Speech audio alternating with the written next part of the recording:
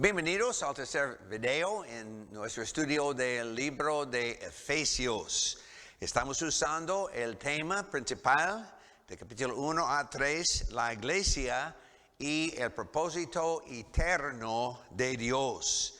Y hemos notado en capítulo 1, 9 y 10 que el propósito de Dios era de reunir todas las cosas en Cristo, en el cumplimiento de los tiempos, los que están en los cielos como las que están en la tierra.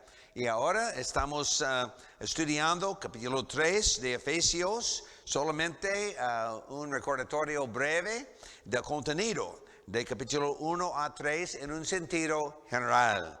Es decir, el tema, la obra salvadora de Dios. La obra salvadora de Dios para cumplir su propósito eterno, capítulo 1. Capítulo 2, la obra salvadora quita las barreras que bloquean el propósito eterno de Dios. Y en capítulo 3, en nuestro estudio, en este video, la obra salvadora hace posible la unidad de todas cosas en Cristo. Nos falta el tiempo de resumir, sería bueno resumir capítulo 1, capítulo 2, pero ustedes pueden entonces mirar, por favor, a los primeros videos en estos estudios. Solamente vamos a dar brevemente un bosquejo del contenido del texto de capítulo 3. Y ustedes pueden ver entonces una posibilidad de nuestro entendimiento del contenido de capítulo 3, pero es otra cosa muy interesante. Es decir, de 3.1 dice, por esta causa yo, Pablo, prisionero de Cristo Jesús, por vosotros los gentiles, y dice punto.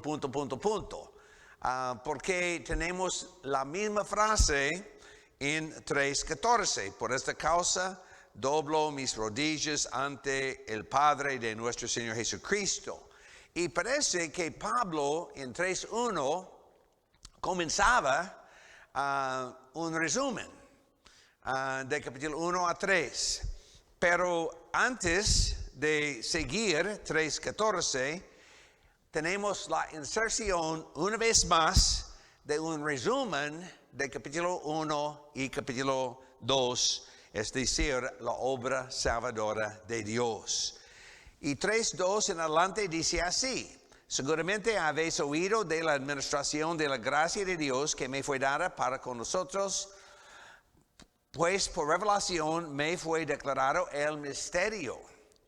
El concepto de misterio para nosotros, por lo general, significa algo desconocido.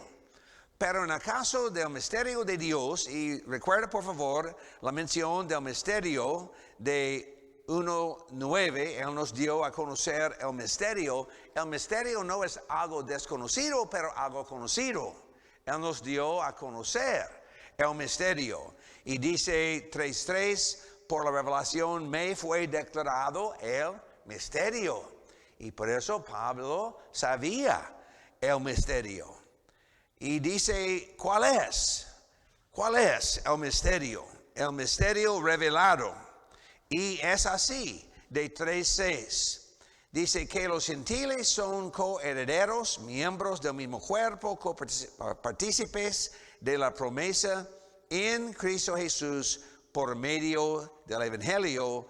3.7, del cual yo fui hecho ministro por el don de la gracia de Dios que me ha sido dado según la acción de su poder. Y por eso en 3.1 a 7 tenemos el misterio revelado. ¿Cuál es el misterio? Que los judíos y los gentiles pueden ser uno, juntos en el cuerpo de Cristo. En 3.8 a 13 tenemos otra mención del misterio y el propósito eterno de Dios.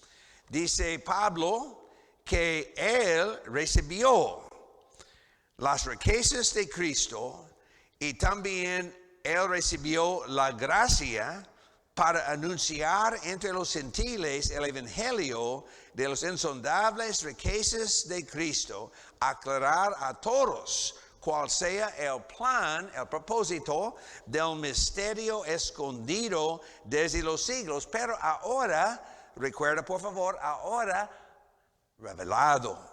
El misterio y el propósito de Dios. ¿Y cuál era el propósito de Dios?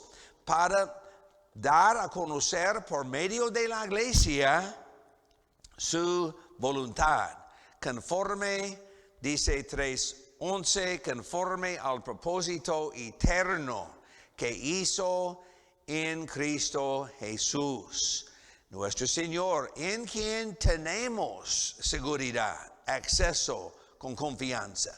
Y podemos notar entonces en esta sección también la repetición de los mismos conceptos, de las mismas frases, las mismas palabras de capítulo 1, capítulo 2, misterio, el propósito eterno que hizo en Cristo Jesús. Tenemos seguridad, tenemos acceso, 2:19, por medio de la fe en Él, 2:15, 2:5, discúlpame, y también 2:8.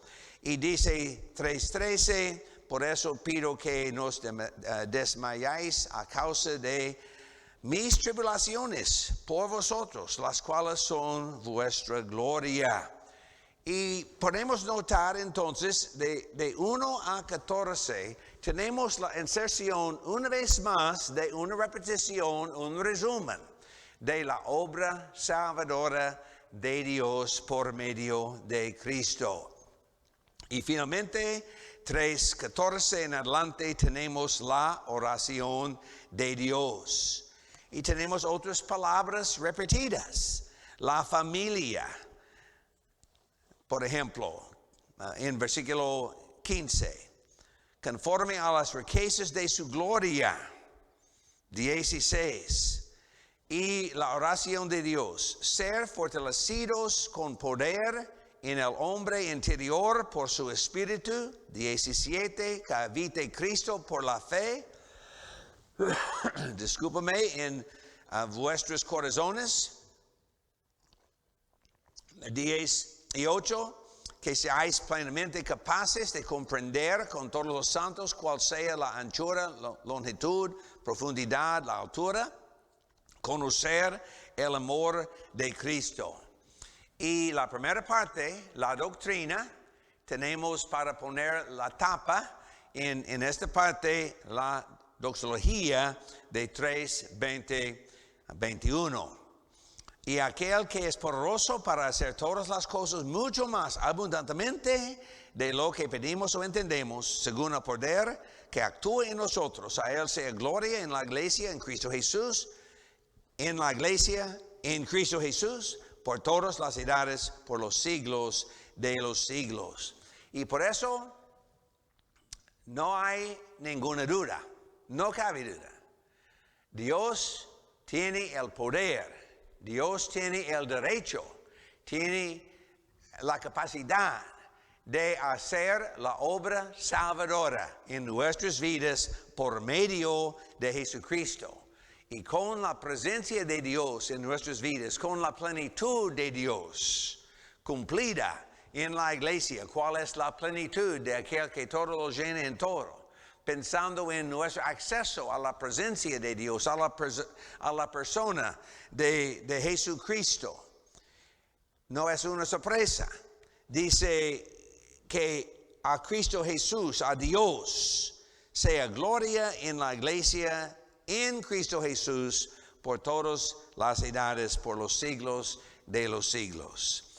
Y por eso tenemos un resumen breve de la primera parte, capítulo 1 a 3 de Efesios. En nuestro próximo estudio vamos a pasar a capítulo 4 y pensar otra vez en la obra salvadora, pero también el impacto de la obra salvadora en nuestras vidas diarias. Es decir, la práctica de nosotros cristianos. Dios le bendiga en nuestro estudio de capítulo 3, en su clase o en sus estudios personales. Gracias por estar con nosotros en otro estudio de la palabra de Dios, la Biblia, la revelación de Dios y la revelación de Jesucristo mismo. Dios le bendiga.